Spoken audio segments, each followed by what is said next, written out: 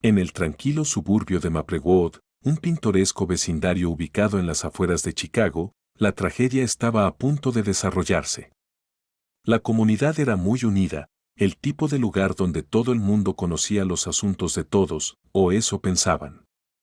Pero bajo la superficie de este entorno aparentemente perfecto, los secretos se cocinaban a fuego lento, secretos que pronto explotarían en un impactante acto de violencia. Isabella Martínez era el tipo de mujer que todos admiraban. A los 33 años, había construido una vida que muchos envidiaban, una exitosa carrera como enfermera, un esposo encantador, Carlos Martínez, y dos hermosos hijos. Su casa era el epítome de la felicidad suburbana, un jardín bien cuidado, un interior acogedor y una reputación de albergar las mejores barbacoas del vecindario. Carlos, un bombero dedicado, era conocido por su valentía y amabilidad. A menudo trabajaba largas horas, salía temprano en la mañana y regresaba tarde en la noche, agotado pero contento, sabiendo que estaba manteniendo a su familia. Amaba profundamente a Isabella, aunque el tiempo que pasaban juntos se había vuelto cada vez más raro a medida que crecían las exigencias de su trabajo.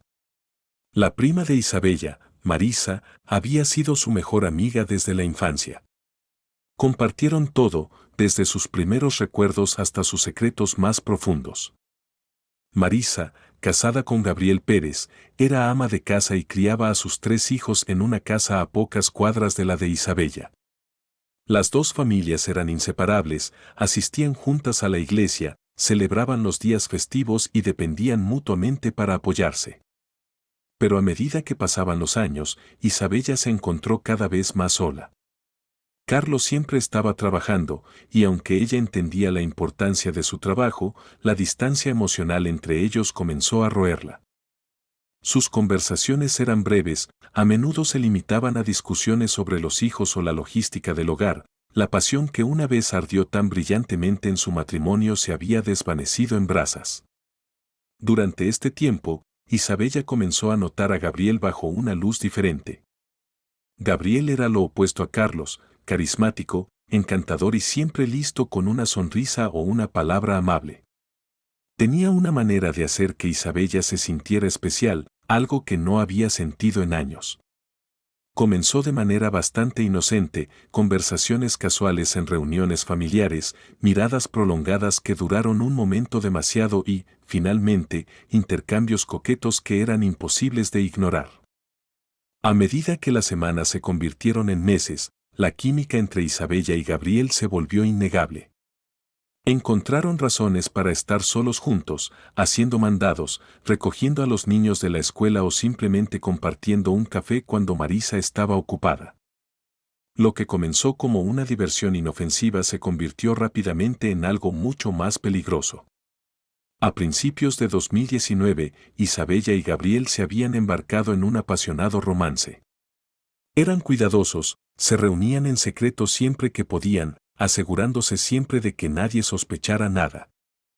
La emoción de lo prohibido se sumaba a su emoción, haciendo que cada encuentro fuera más intenso que el anterior. Para Isabella, Gabriel era un soplo de aire fresco, un recordatorio de que todavía era deseable, que seguía viva. Pero a medida que su relación se profundizó, también lo hicieron los riesgos. La culpa pesaba mucho sobre Isabella, que amaba a su marido a pesar de su creciente distancia. Sabía que lo que estaba haciendo estaba mal, pero no podía detenerse. Cuanto más intentaba alejarse, más se sentía atraída de nuevo a los brazos de Gabriel. Todo llegó a un punto crítico la noche del 12 de marzo de 2019. Carlos se había ido a su turno de noche y los niños estaban en una fiesta de pijamas. Isabella había planeado encontrarse con Gabriel en un lugar apartado que solían visitar, un pequeño claro en el bosque a las afueras de la ciudad. Pero mientras se preparaba para irse, una sensación de temor la invadió. No podía quitarse de encima la sensación de que algo terrible estaba a punto de suceder. Ignorando sus instintos, Isabella condujo hasta el lugar de la reunión. Cuando llegó, Gabriel ya estaba allí, esperándola. Se abrazaron, pero la chispa habitual entre ellos se vio atenuada por la tensión que flotaba en el aire. A medida que hablaban, las dudas de Isabella se hacían más fuertes. Le dijo a Gabriel que quería terminar con la aventura, que ya no podía vivir con la culpa. Gabriel no se tomó bien la noticia. Su encanto desapareció, reemplazado por la ira y la desesperación. Acusó a Isabella de engañarlo, de hacerle promesas que no podía cumplir.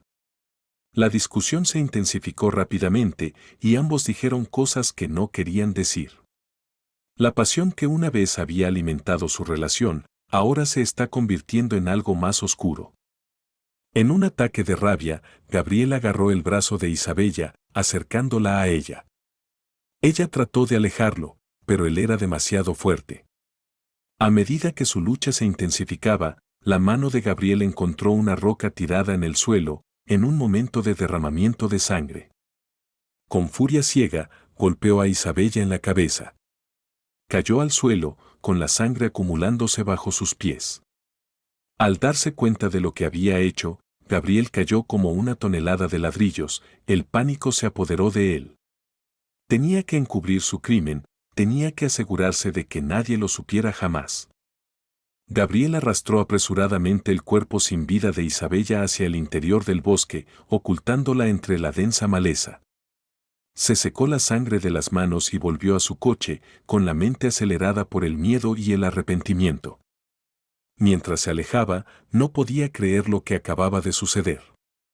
La mujer a la que había adorado estaba ahora muerta y todo era culpa suya.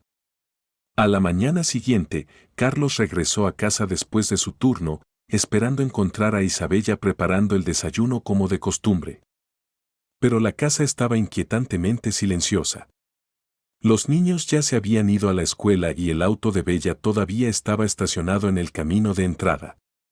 La llamó por su nombre, pero no hubo respuesta. A medida que avanzaba por la casa, un nudo de inquietud se apretó en su estómago. Después de buscar en todas las habitaciones, Carlos comenzó a entrar en pánico. Llamó al teléfono de Isabella en repetidas ocasiones, pero fue directo al buzón de voz.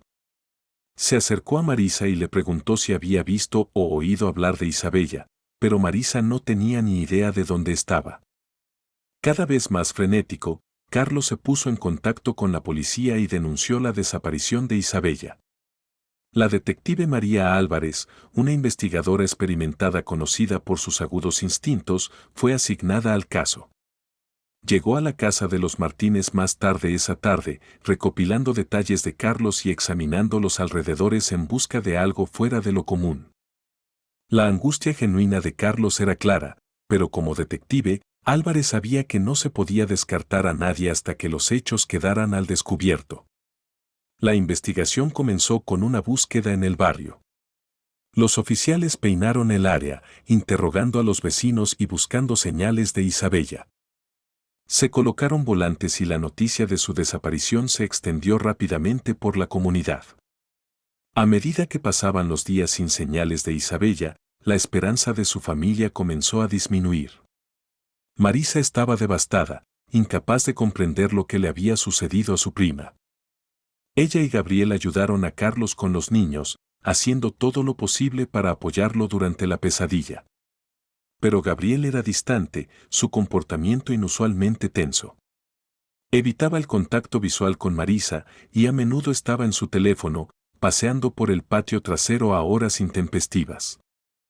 5 días después de que Isabella desapareciera, un excursionista se topó con su cuerpo en el bosque. La escena era sombría, la cara de Isabella estaba magullada y su cabello estaba enmarañado con sangre. Llamaron de inmediato a las autoridades y el detective Álvarez llegó para hacerse cargo de la investigación. El descubrimiento del cuerpo de Isabella cambió el caso de la búsqueda de una persona desaparecida a una investigación de homicidio. Álvarez y su equipo examinaron meticulosamente la escena del crimen en busca de cualquier pista que pudiera llevarlos al asesino.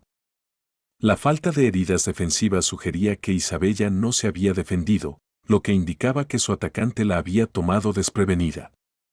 De vuelta en la comisaría, Álvarez comenzó a reconstruir las últimas horas de Isabella. Los registros telefónicos revelaron una ráfaga de mensajes entre Isabella y un número desconocido el día en que murió. Los mensajes eran vagos, llenos de insinuaciones y planes para reunirse, pero eran suficientes para sugerir un romance. Las sospechas de Álvarez se hicieron más fuertes a medida que rastreó el número hasta Gabriel Pérez. Cuando se le preguntó, Gabriel inicialmente negó todo, afirmando que había estado en casa con Marisa la noche en que Isabella murió. Pintó la imagen de un hombre devastado por la pérdida de un familiar cercano, pero Álvarez no estaba convencido. La historia de Gabriel estaba llena de inconsistencias y su coartada era, en el mejor de los casos, inestable. El detective Álvarez presionó más fuerte, confrontando a Gabriel con los registros telefónicos. A medida que las pruebas se acumulaban, la fachada de Gabriel comenzó a desmoronarse. Confesó el asunto, admitiendo que él e Isabella habían estado involucrados durante meses. Sin embargo, insistió en que no tuvo nada que ver con su muerte. Afirmó que había dejado a Isabella viva en el bosque después de su discusión, y que estaba tan conmocionado como cualquiera al escuchar que la habían encontrado muerta. A pesar de sus negaciones, Álvarez sabía que las acciones de Gabriel estaban lejos de ser inocentes. La cronología de los acontecimientos lo situó en el lugar de los hechos en el momento de la muerte de Isabella, y su comportamiento de pánico durante el interrogatorio no hizo más que alimentar las sospechas de Álvarez. Pero sin pruebas directas que vincularan a Gabriel con el arma homicida, el caso estaba lejos de ser hermético. A medida que Álvarez continuaba excavando, descubrió una evidencia crucial. Las imágenes de vigilancia de una gasolinera cercana mostraron el automóvil de Gabriel saliendo de las inmediaciones del bosque poco después de la hora estimada de la muerte de Isabella. Las imágenes contradecían directamente la declaración de Gabriel de que se había ido antes, desentrañando aún más su coartada inestable. Con la evidencia aumentando, Álvarez llevó a Gabriel para una segunda ronda de interrogatorios.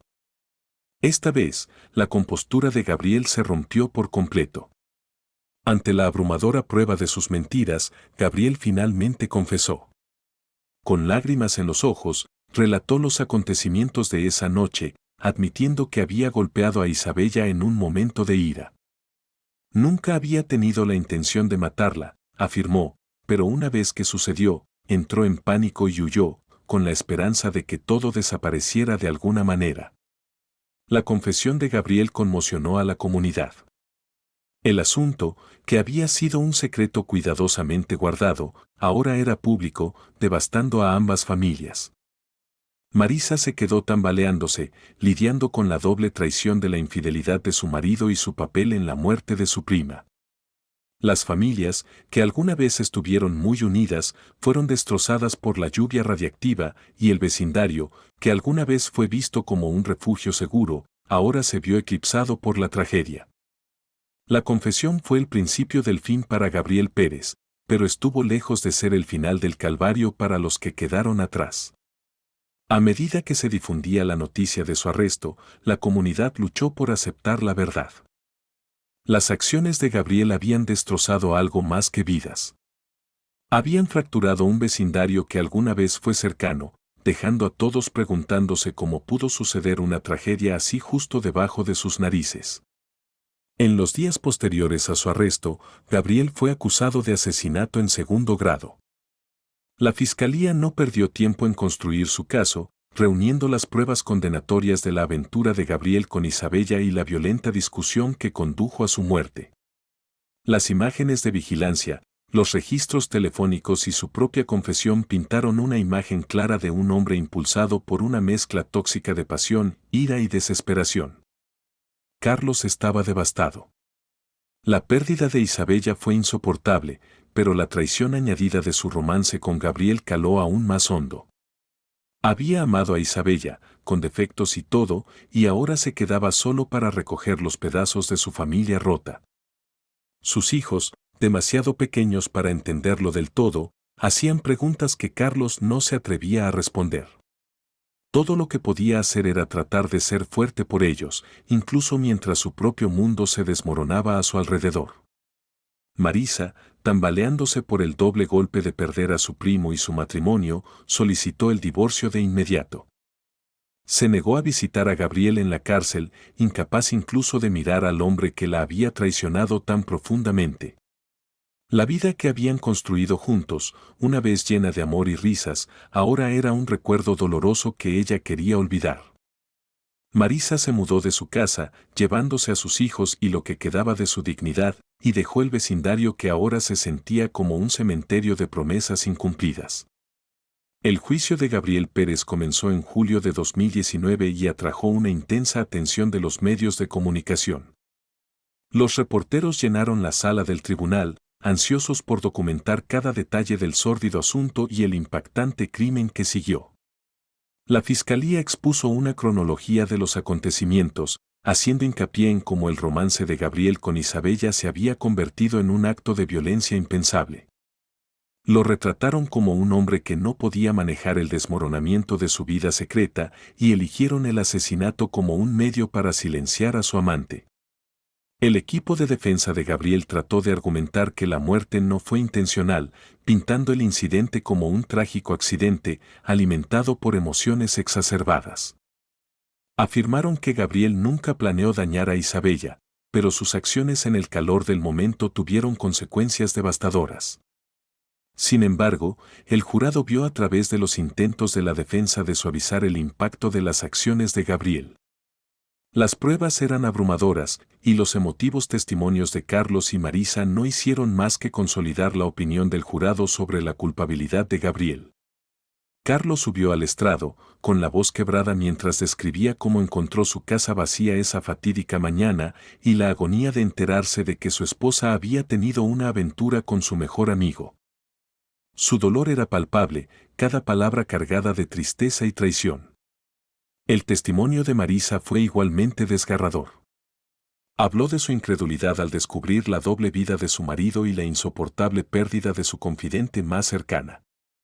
Sus historias destacaron el verdadero costo de las acciones de Gabriel, no solo la pérdida de la vida de Isabella, sino la destrucción de dos familias unidas por el amor y separadas para siempre por la tragedia. Después de días de testimonios y deliberaciones, el jurado emitió un veredicto culpable de asesinato en segundo grado. Gabriel Pérez fue condenado a 20 años de prisión.